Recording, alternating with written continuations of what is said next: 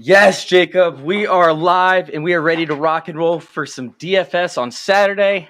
I worked last night. It was kind of crazy, obviously with New Year's Eve and everything like that going on. It was pretty nuts. We had a 300-person party, got our asses kicked, and so today we weren't that busy. So they're like, "Hey, you can take some time, take a couple hours, get a little bit of extra rest in, and come in a little bit late to work." So I'm like, "Hell yeah, let's do that." And then I'm Yeah. like, "No, let's just talk about DFS instead. No Yeah, rest." let's find other ways to work. There's no rest Yeah. for the wicked. Yeah, and I'm definitely wicked. That's for sure. No, but I wanted to bring you in, man. I wanted to talk about some DFS content and whatnot, and see what is going through your mind on this slate, because I absolutely love how massive this slate is. I mean, we have how many games on the slate? Is it 15? Yeah, 15 games. It's going to be a crazy one. Or 15 games. 14? 14. Wait, do we have one on Monday night? 14. No, you're right. Yeah, 14. Because 14 Monday and Sunday. So 14 games. Yeah, so if you're watching, you're not in a DFS, well, we might actually cover a player that you might want to know about, especially with COVID and everything happening. So make sure you stay tuned for that. But yeah, let's go ahead and let's dive into it. Let's talk a little bit about some of the players that we're trying to target, and then I'm actually going to build a lineup towards the end of our show. We're not going to have too long of a show, but I want to build a lineup with you at the very end of our show where we can see what we're both on the same page with. All right, so I'm going to let you start it out, Jacob. Where's a matchup that you're looking at? Like, what are you trying to target moving forward for week 17?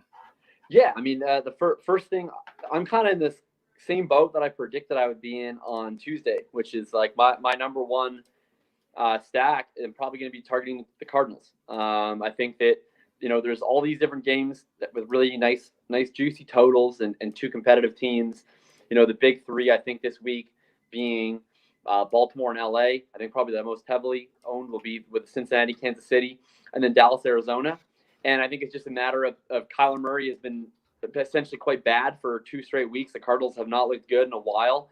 And, we know what Kyler's ceiling is. I mean, he was the QB1 overall early in this season.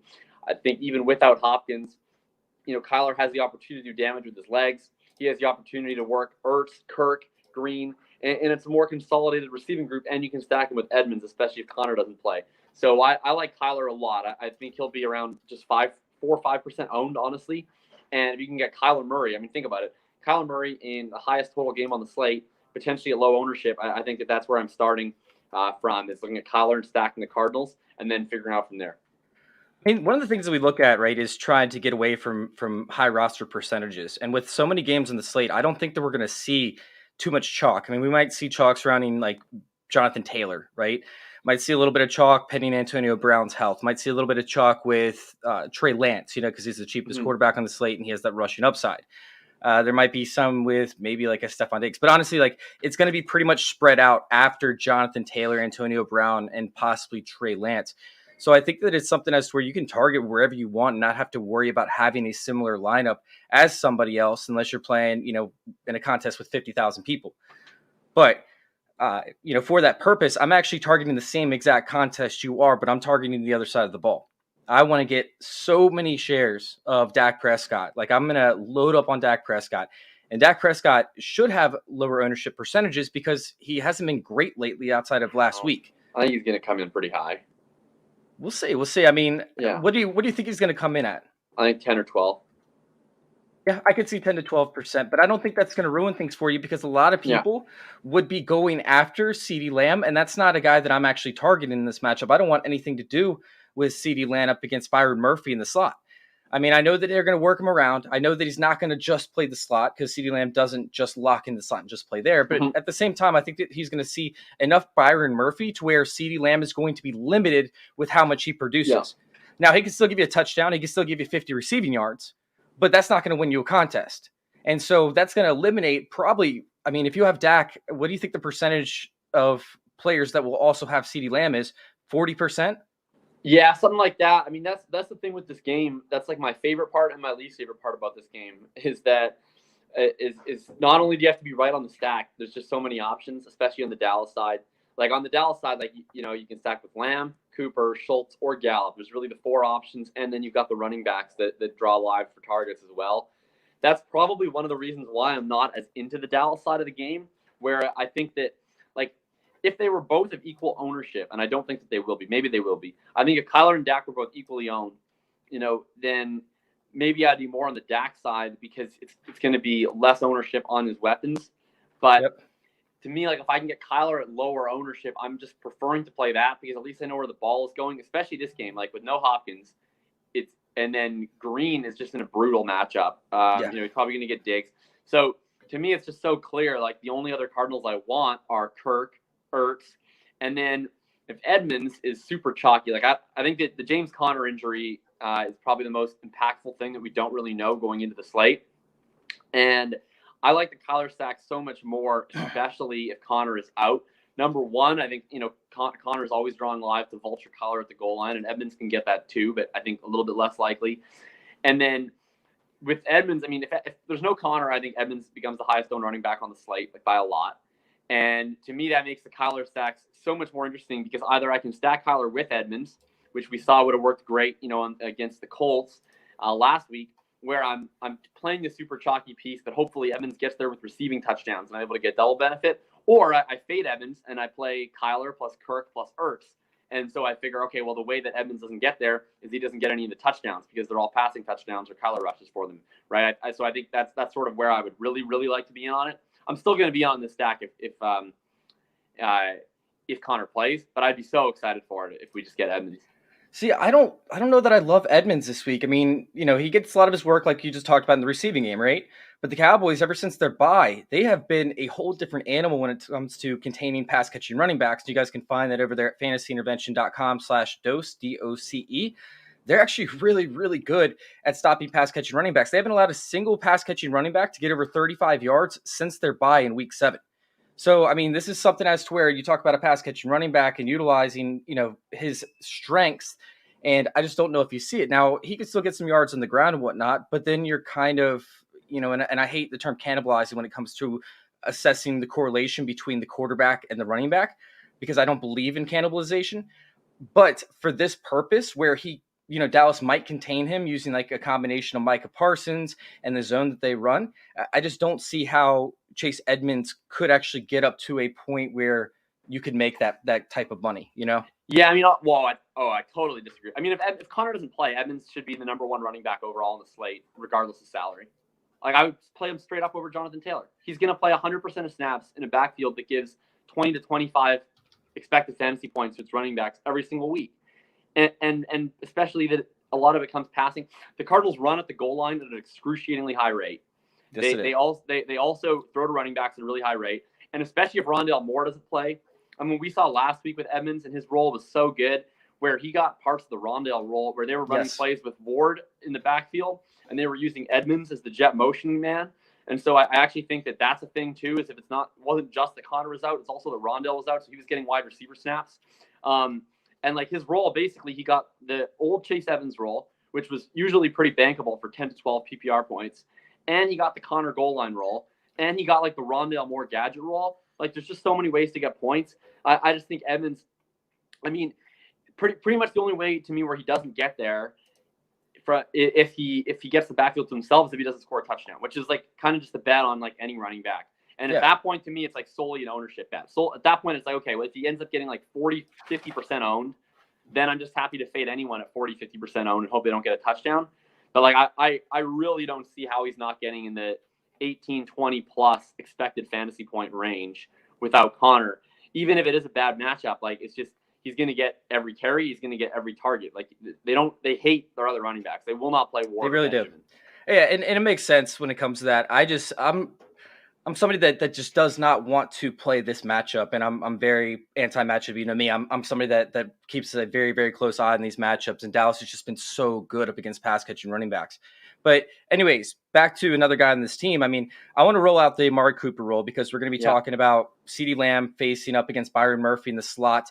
Dallas only plays they play 3 wide receivers, or they don't play 2 tight end sets. No. I think they've only played they play like 3 wide receiver sets on like 77% of the snaps.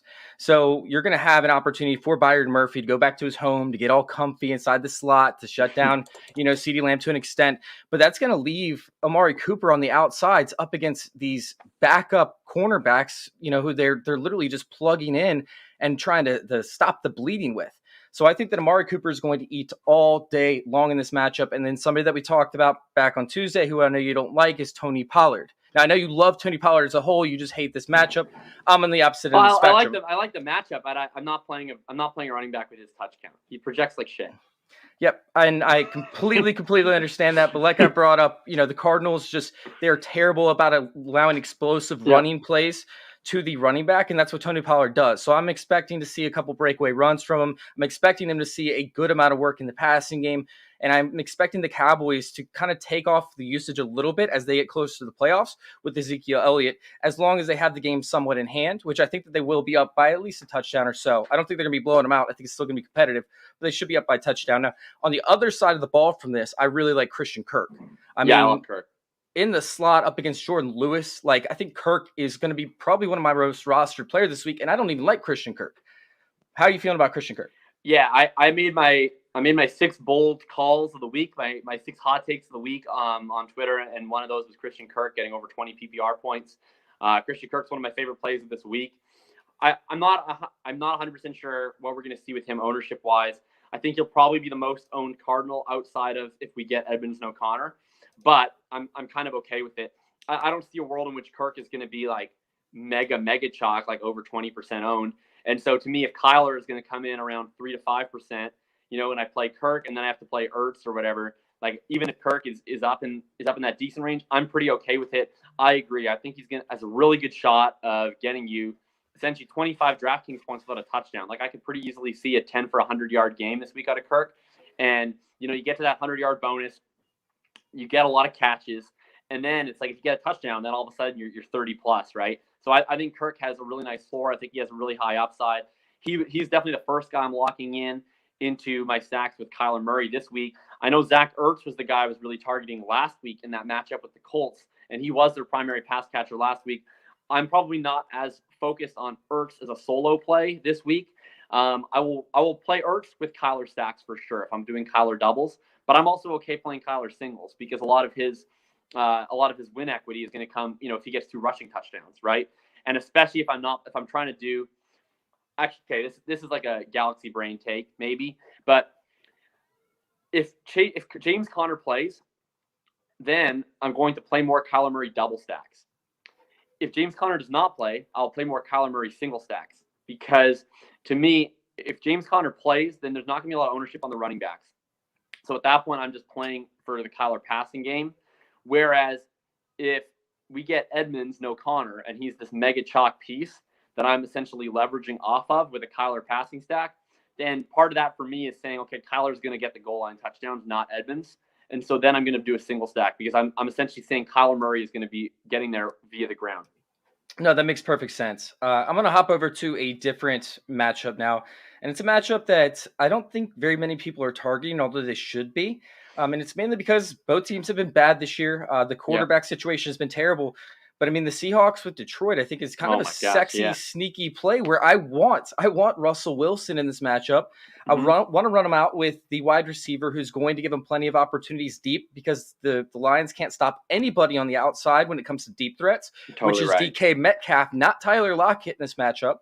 And then I'm not saying that I hate Tyler Lockett, by the way. I just think that using DK Metcalf instead of Tyler Lockett is the perfect opportunity for a single stack. And then you run it back with Swift, who should be the pass catcher in this offense. Maybe you want to run it back with some Amon-Ra St. Brown possibly, but I don't think that you really need to. You can go with a super skinny stack with a single run back and then just go all over the slate for the rest of your players. How do you feel about this game? How do you feel about the strategy? What are you applying for this one? Yeah, I really like it. I think there's going to be this glut of running backs, especially right now without us knowing the Arizona status. All these running backs kind of around the 6K range. And I think they're all going to end up around like 20% projected ownership. And we'll see which ones rise to the top. Like it's going to be hard, I think, to differentiate between Swift, Penny, Darrell Williams, Rojo, all these different guys. Tony Pollard. not him. And so yeah, Penny for sure. I think is going to probably be in the top 5 most played running backs this week, especially coming off what he did last week, and now this great matchup against Detroit. So yeah, I agree. I think that if you can play Russ and DK, which is a high upside stack always, probably you just want to do a single because historically, even when Russ is playing well, Russ and DK or DK and Lockett together have always been a bad news stack. Yes. If you need to do the double, I would probably play Everett as the second, but he's getting up there in price. So I would go with Russ. I'd go with DK or Lockett. And then, I'm probably bringing it back with Swift at that point and hoping that the Lions get out to it a bit in front. Only issue with Swift is that he's such a weird running back where, like, he's probably the only running back that I actively prefer to play in negative game script, right? Normally. Yes. Like 100%. From like a game theory perspective, I'm looking at this. It's like, okay, great. Penny's going to be super high owned. I'll play his quarterback and his receiver, and then I'm going to assume that they fall behind, right? And the Detroit gets up, and then that Seattle gets pushed. They don't run the ball with Penny. They have to throw the ball. But, like, I don't even know if I want to play Swift in that script. like that's like the worst script for Swift. I'd almost rather play Swift with Penny and say, like, okay, let's say that and I'm usually only playing running backs the same matchup, but I actually like that. It's like, let's say the Seahawks get up in front. I mean, as long as the Seahawks are in front, they're probably just going to keep running Penny. And then I'll play Swift coming back with all the catching against this horrendous pass-catching running back defense in Seattle. Yeah, and then you get a couple of TDs along with DK Metcalf, for 80 yards on 4 receptions, and you're in the money. Hopefully he breaks 100 yards to get that little 3-point bonus. But what about Brock Wright as the Lion in this game to play with Russell Wilson and DK Metcalf? Because he fully separated from Shane Zylstra this last week as their primary route running tight end. I know that's what the people want in the Saturday impromptu live stream is a breakdown of the route percentages of Detroit Lions tight ends not named TJ Hawkinson. Dude, I can't get on it. There are too many other great tight end plays that I want to attack this week, and that one I just can't get behind. That's not my top one. I have a new top one since freaking Baby Hands Doyle decided to pull up at practice on Friday, so I have to have a new tight end play now. I have Foster Moreau and I like Foster, but Brevin Jordan too. I think both are pretty sexy. Yeah, he's weird because the San Francisco 49ers are actually pretty good. Actually, let's wait to talk about that because I kind of want to dive into that matchup. But go ahead. Who's your secret tight end? Yeah, my other one that I really like is Albert Okwuegbunam.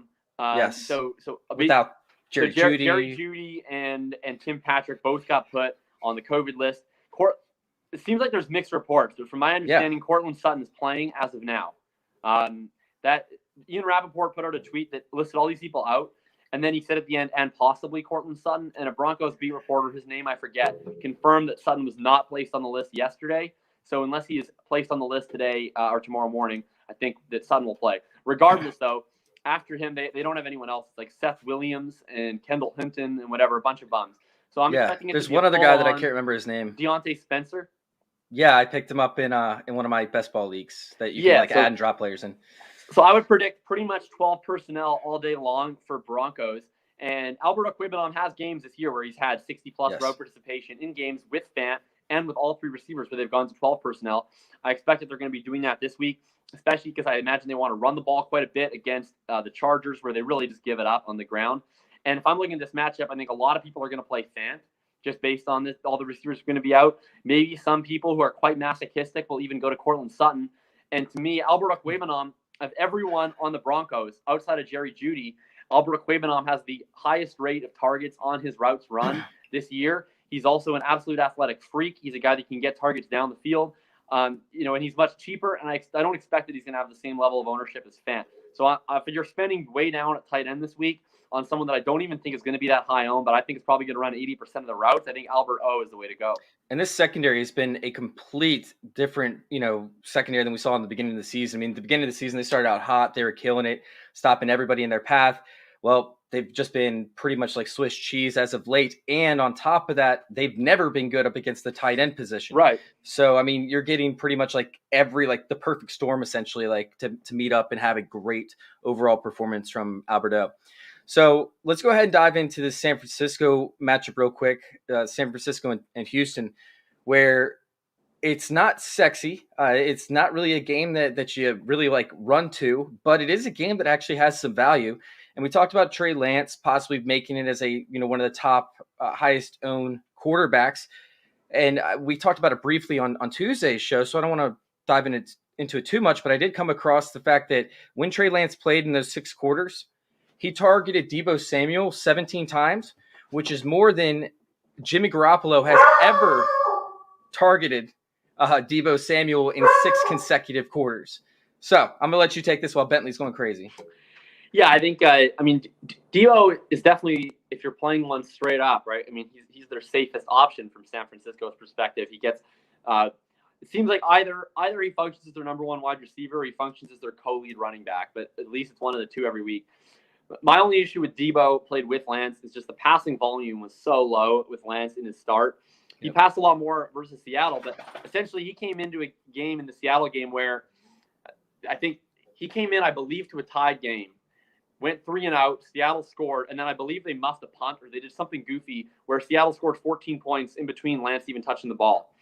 And so they were basically just in comeback mode for the rest of that game, and he was throwing and scrambling. Yeah, just targeting Deebo Samuel over and over and over again. But that was also part of the Brandon Ayuk doghouse era. Yes, it was. Of the San Francisco 49ers, where he was really not a function of the game plan at all. We saw in the Arizona game, which is where they were essentially a neutral game script the whole time, and they had the opportunity to game plan.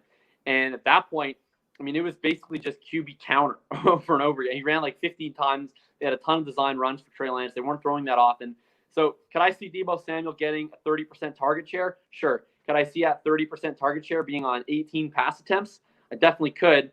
And my biggest issue with that, with Deebo with Lance, is I think they're both competing for rushing touchdowns. Like Deebo Samuel, a big part of his ceiling is these rushing touchdowns. That's really what we're playing Trey Lance for.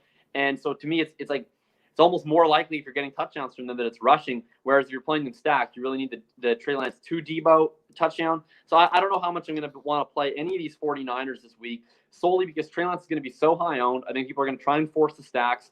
I don't think the stacks are actually efficiently priced. And so to me, like if I'm going to, like the whole of my DFS process, what I think a lot of people are trying to do is you're trying to just essentially get the highest projected lineup for the lowest amount of ownership. And to me, to play a Lance and Deebo stack, it's like I'm taking on all this ownership on Lance. I'm playing Deebo who's not going to project well for his price because I think he's basically priced where he should be with Jimmy. And then all of a sudden, now I have like a really high owned stack and I'm not even projecting that well. I'm just struggling with this. The thing I wanted to do in this matchup, and I don't think I'm going to be able to do it anymore, I was hoping Elijah Mitchell would get a full practice in because I wanted to play Mitchell and then run it back with Mills and Cooks and Brevin Jordan. Yep. But I don't think I can play Mitchell right now. Limited practice the whole week. They say he has a chance to play. All right, sure. I don't know, maybe. If he doesn't play at all, then yes, I'm probably going to be quite into Jeff Wilson this week. If he does play, but he didn't even have a full practice, then I feel like I can't play Mitchell or play Wilson. And I don't really want to play any of the receiving run backs from San Francisco. So if at this point, I'm hoping Mitchell gets ruled out, and then I can play Mills, Cooks, Jordan, and Jeff Wilson. Yeah, dude, I absolutely love that 100%. That's what I was going to talk about is, we briefly brought it up on Tuesday, how I feel like you can actually run out Davis Mills and feel somewhat comfortable with it because he is, so inexpensive. I think he's sitting there at 5,500. Meanwhile, you have Brandon Cooks to pair him with, which, shouldn't see too much ownership levels up there. Yeah. You're already getting away from it with Davis Mills, regardless. And Cooks is pretty easy to play this year. I mean, Cooks this year, in really good in difficult cornerback matchups against difficult secondaries, is generally flamed out because he's the only guy you have to pay attention to. But when he's against an exploitable secondary, we watched it with San Francisco last week. They just played the Titans, who, A.J. Brown's better than Brandon Cooks, but it was a similar idea where you have an offense that's entirely built around one skill position player, right? It's only A.J. Brown. He had a 55% target share. He dominated them. I think Brandon Cooks is going to dominate Josh Norman or Ambry Thomas. Yeah, it should be relatively easy. So I'm rolling out Cooks a lot. Brevin Jordan's interesting, like you brought up, and he's one of my favorite tight ends of the week. And I also think that Nico Collins, could be an option if you want to pivot off of Brevin Jordan because maybe you want to play a different tight end. I think Nico Collins is a fine wide receiver play in there with Brandon Cooks on a double stack because Davis Mills, he's not going to run. Yeah. They're not going to be able to run up against San Francisco either. So all of the production that the Texans are going to have this week will likely come in the passing game. And Davis Mills, I don't know how he doesn't throw for at least 250, probably 300 yards, but minimum 250 yards with likely 3 touchdowns. Yeah. Nico Collins getting utilized in the red zone now. I think that we could really see a big time stack from this one. And then that'll allow you to play other, massive plays like the Jonathan Taylor plays and get some of the more expensive stacks. The more expensive plays. I totally agree, and I'll say this: any lineup I play, Davis Mills is automatically a double stack lineup. We know Davis Mills is not running for anything, and with a 14 game slate, to me the bar is much higher for what you need out of your quarterback. Like in some of these 10, 11 game slates that we've seen, you sort of look at it and say, okay, well, if I can just spin down, even if my quarterback only gives me 20 points, I'm saving money, and so I can figure it out elsewhere. I don't think that's the case this week. I think that between all these big games, one of these quarterbacks is going to go for 35 points in one of these shootout games. Plus, you have Lance, sitting there at $4,800, probably a lock to get you 20. So to me, if I'm playing Davis Mills, I think you have to operate under the assumption he gets 300 yards and 3 touchdowns. And in that case, you're going to want 2 pass catchers. And they're cheap enough. Like, you take Cooks and then pick your favorite secondary, but I do think you got to double stack them. 100%. So do you have another matchup you want to talk about, or do you want to go ahead and build a lineup?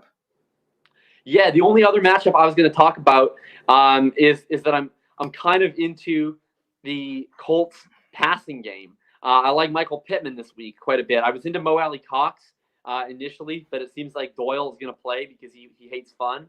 Michael Pittman is a guy that I'll probably have a lot of this week. He was previously like way more owned than he should have ever been projected to be for like 4 weeks in a row. I don't know. Everybody was jacking off to this guy. Then all of a sudden he's really come down as of late because they've been passing less. And I think that in this spot, I can't imagine Pittman gets much ownership this week at all. I mean, Carson Wentz was on the COVID list all week. He just got activated. He's 100% going to be playing. I'm not really worried about him missing practice. He knows the offense. It's fine. And I think that with Taylor probably getting a lot of ownership, especially in these Lance lineups, yep. The Raiders are not going to be able to stop anybody. Their whole defense has been decimated by COVID. What if Taylor doesn't get the touchdowns, or what if somehow the Raiders are able to pull ahead in this game? I'm kind of into Michael Pittman this week as a play who leverage off of Taylor, and I think he has a lot of upside in and of himself. Yeah, I mean, honestly, I feel like you can roll out Taylor and Wentz to some extent, but I really like Nyheim Hines in this one as like a sneaky type back end play. I'm not going to go with that. Why do you like these running backs who don't play snaps, dude? What? Because they're pass catchers, but also I feel like as we get closer to the playoffs, this is something that we saw last year and we saw the year before that. We started to see like workhorse backs that were going to make it in the playoffs. Their touch share diminished like significantly if they weren't in competition to try and move up or whatever the case is. Now, we're still talking about the Colts, having huge implications as to whether they win over the next 2 games or not. So I'm not saying that this is the same situation, but if they're up, we could see them kind of pull off or let their foot off the gas a little bit with Jonathan Taylor, as long as they have a significant lead and go towards Nyheim Hines. And I know Deon Jackson. Or Deon Jackson, who we talked about on Tuesday. It's just interesting. Like, I think I might have one lineup with Nyheim Hines in there just to see what happens with it, playing with some of my favorite other plays. Maybe roll them out with the Wentz, Pittman, Nyheim Hines stack and just, see what happens. That my only issue with I'm fine if you want to play. I mean, I'm not going to play Hines anyway because I think you need 25 plus out of a running back to be alive. But if you do, I'm okay. If whatever from like a theory perspective, if you want to play Hines, assuming that they're behind, the only thing I would note, if they do get up ahead, they had the situation against Houston where they played the whole fourth quarter up 30, and they used Deon Jackson on all those runs, not Hines. They did. Yeah, I noticed that 100%, which is why I said, hey, keep an eye on Deon Jackson on Tuesday because, hey, COVID hits, he could end up being one of those slate winners because nobody's really going to pay attention to him. Hines is in that awkward spot where the Colts don't like him enough to use him a whole lot in normal situations, but he's too important for them to use in garbage time also. Yep, 100%. All right, so let's go ahead. Let's build this slate, man. Let's see if we can find some common interests over here and see if we can build something that we see successful. Yeah. So let's go ahead and let's start out with the quarterback position. We could go with it seemed like we both agree with Davis Mills. That could actually be a lot of fun to build out. I like Mills. There's one other guy I'm going to suggest we haven't talked about. What do you think that Jalen Hurts' ownership is this week? I think it might be low. He didn't really run that much last week. There's so many other options at quarterback, and Hurts always projects well, especially against a fairly susceptible Washington team that's just really been ran all over these last couple of weeks. And then they're missing potentially their 2 starting running backs, and so Hurts might have to take a larger role in the run game. They might pass more. What do you think of Hurts? I'm not a huge fan of the matchup over there. Washington actually matches up very, very well with the offensive weapons, or if you want to call them that, for the Eagles. Hurts destroyed them 2 weeks ago. Didn't he have like a zillion points? Yeah, he did. I believe he had actually a very good week overall. I think that it was more of here, I'll check it out right now.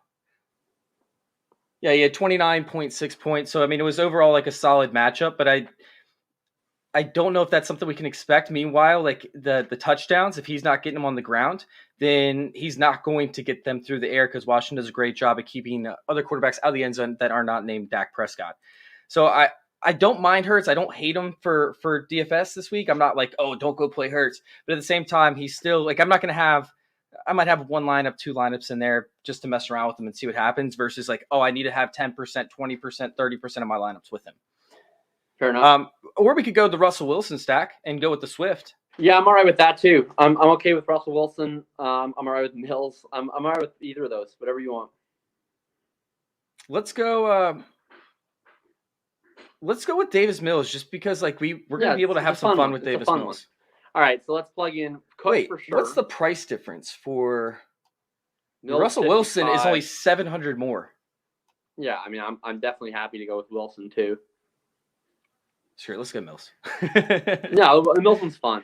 Yeah. Okay, so Mills. So we're gonna do Cooks, obviously. Yep. And then what's Jordan's price at tight end? It is like 28, I believe. I think that, and then 28. Yep. I mean that's why I like Albert too. I think that there's gonna be so many people spending up at tight end this week, whether that be with people forcing Kittle into a Lance stack. You know, there's gonna be lots of Mahomes, Kelsey teams. We're going to see Andrews, of course, is going to be popular either as the bring back with Stafford or with Huntley. I kind of like the idea of spending down at tight end. I mean, we're going to have so much more money to play with than anybody else if we do this with Jordan. So I don't hate Jordan. Don't get me wrong, but like, dude, Foster Moreau is going to see an insane amount of volume this week, right? I mean, the Raiders are likely to be down. Their whole entire team is beat up or hurt. Like, I feel like he's an option. You brought up Albert O. I feel like we have a lot of different options here. So I say we build the rest of our lineup and then come back to Brevin Jordan and decide if we want to go like Brevin Jordan and Nico Collins or figure out what we're going to go there. Yeah, my only issue with Collins, I don't really see a massive ceiling with Collins or with Jordan. However, because Jordan fills tight end, like it's just a lot easier to envision that there's a week where no tight end gets past 20. And so if Jordan has, 4 for 30 and a touchdown, it's like, okay, great. We kind of played even with everybody else, but we spent way less, and then we can use that money elsewhere. All right, let's throw on Jordan. I'm struggling with how Collins gets into a winning lineup. Like, unless he's like 2 touchdowns or something, but then like that red zone utilization. What's the most Collins has scored in a game this year? It hasn't been much. I think it was this past week actually was probably his best game. And that was without Cooks, right? Yep. Yeah. Let's check it out real quick. Nico Collins' biggest matchup on the season this year was this past week at 12 points, and you're going to need 20 in order to make that bonus likely. 12 is a struggle for me.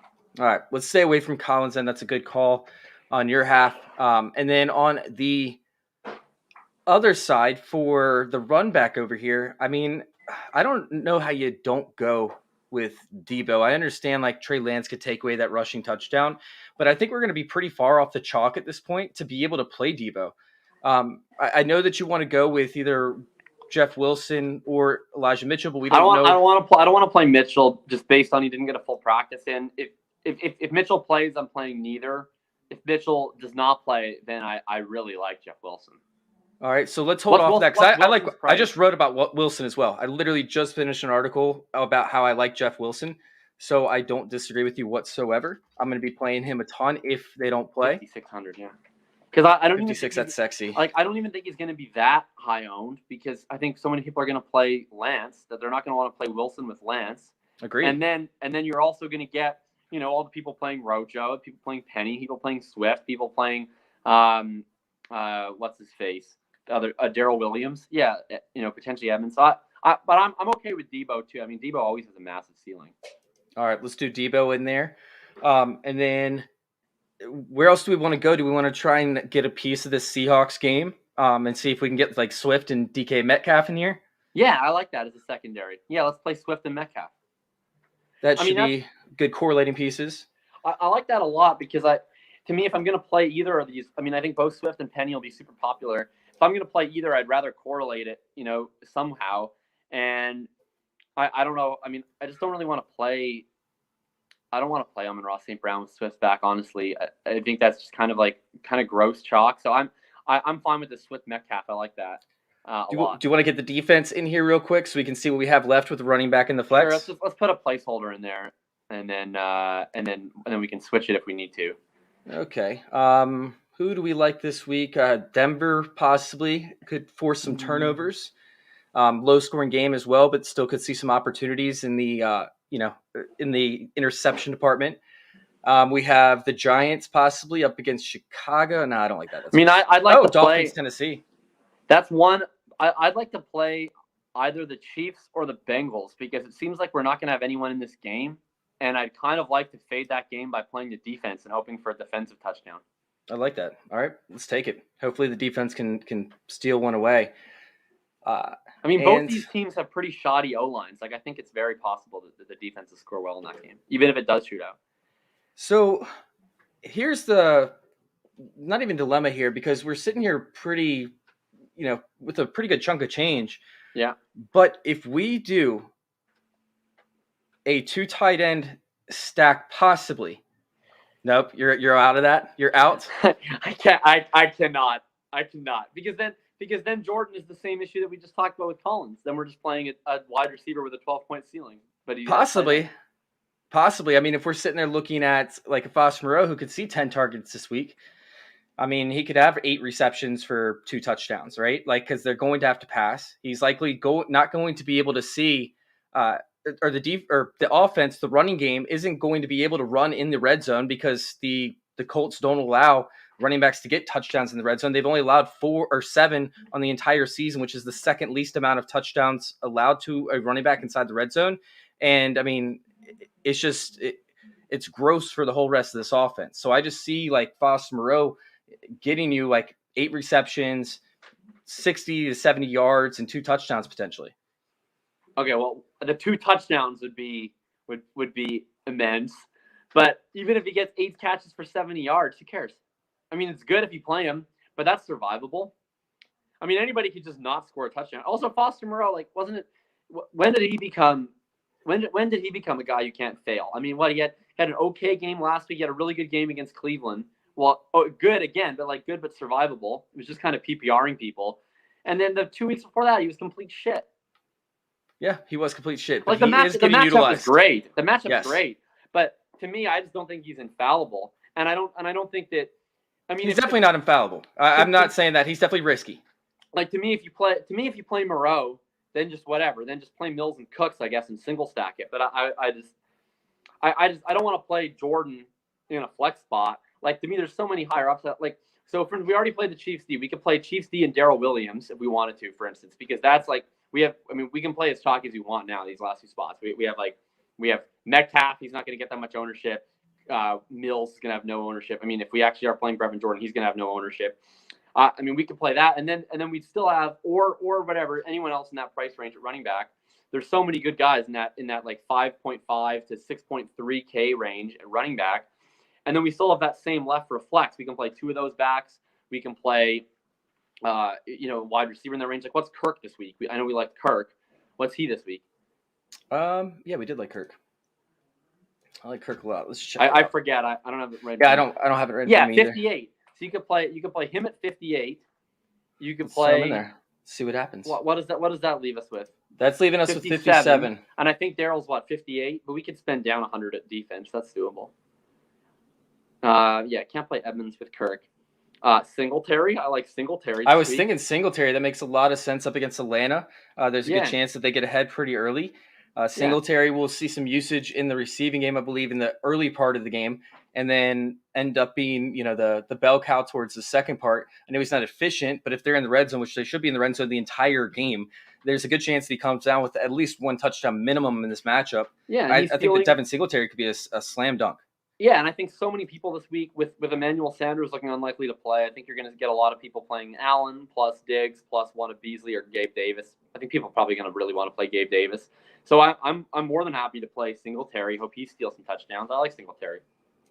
All right, so we're lined up with Davis, Mills, low ownership. Swift is probably going to be chalky to an extent. Yeah. I don't think that he's going to be completely like maybe top No, three, but I don't think any running back's going to get that crazy. Also, something crazy is whistling right now. I don't know, whatever. it sounds like a teapot. Yeah, yeah. I think there's someone's making. You're making some tea up in Canada?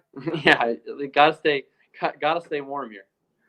All right, and then I lost my screen real quick. My cord just fell out. But all right, so we have what's our defensive options at the end now? Because we still have $300 if we want to spend more. Okay, give me 1 second. Let's pull up the defense.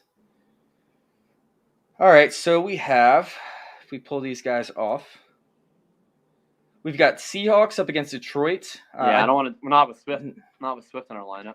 Oh, Bears. Oh my God. Against the Giants. The Bears haven't been great at scoring points, though. They haven't really been forcing turnovers or anything lately.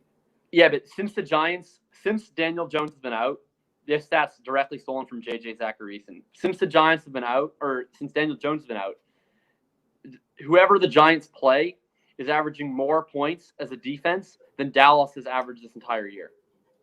Oh, my God. That's crazy. And, of course, Dallas is like the number one defense by a lot. Defenses against the either Jake Fromm or Mike Glennon or both Giants are averaging like 13 fantasy points a game. That's not bad. That's a fun play. They're so bad. Who have they played? Have they Giants? played good defenses? They've played some okay defenses. They played the Cowboys, who are quite good. They played the Eagles, who are okay. They played the Chargers, who are not honestly good. I mean, they just gave up like 40 points to Houston. And then what was the other one that they did? I forget the other one. Some other mediocre team, I think. I'm not certain. I mean, they're quite bad. Like Jake Fromm is absolutely atrocious. Yeah, I agree with you. I'm fine if you want to play we can't play Cowboys against Kirk. Nope. No, I don't want to play the Titans. I'm also fine if we want to play the Chargers against Drew Lock. Oh, that's not a bad one either. Who did I say a minute ago? We also can't play them. Never mind. Yeah, let's go with the Bears. Yeah, I'm fine with Bears or Chargers, whatever you prefer. I'm equally happy to bet against Drew Lock as I am against Jake Fromm. Oh man, I like this. I like this matchup. I think this is sexy. It has a very solid floor, in my opinion, with significant upside coming from touchdowns, essentially, from Singletary, from Cooks, from Deebo Samuel, from DK Metcalf. That's all going to be very touchdown dependent. Meanwhile, you're going to have volume from Christian Kirk. You're going to have volume from DeAndre Swift. I think that this could end up working out very well for the long run for this tournament. We're doing a tournament with 15,000 people in it, so I mean, I'm down for this. Let's go ahead and do it. $3 tournament. Why not? Let's win this thing. I'm down. I'll split it with you if we win. That'd be awesome. All right, Jacob. That's going to do it for us, man. I appreciate you hopping on. I know it's kind of like last minute. We're like, hey, who wants to talk some DFS? Always. So if you guys are listening, make sure you guys go back and check out the first part of the show where we broke down some of our favorite, games that we're targeting, what we're doing inside those games. Make sure you guys hit like and subscribe on YouTube, youtube.com/fantasy intervention. Go check us out over there on Twitter at @joinourcircle_. Jacob, where can we find you? You can find me on Twitter at @FF_RTGB. You can find my written work on playerprofiler.com, including my 2 most recent pieces, all about the playoff best ball contests. Find me on the Full Tilt Dynasty podcast on Fridays, almost Fridays. We've been a little bit spotty around the holidays, trying to get around everybody's schedules, but usually Fridays. And you can find me, of course, with Chase every Wednesday for Fantasy Intervention. We had our last episode of the official regular season Fantasy Intervention, slowly pivoting into our off-season Dynasty contest, with our content with Chase and with Shane. And Chase and I, of course, will be talking DFS every Tuesday. Maybe we'll sneak in some other streams sometimes like this as we get into the playoff weeks. Yep, just the nip. Just the nip. Thank you guys for tuning in. Y'all can find all of our stuff over there at FF_intervention. Of course, fantasyintervention.com. The argument, the debate that I won with Jacob lately over there at TrophySmack.com. Fine. If you want to be wrong. Yeah. We'll have to do that again, my friend. Go check it out over there at TrophySmack.com and, of course, the Smack Zone. Thank you guys for tuning in, and thank you all for letting us interview with your fantasy football life.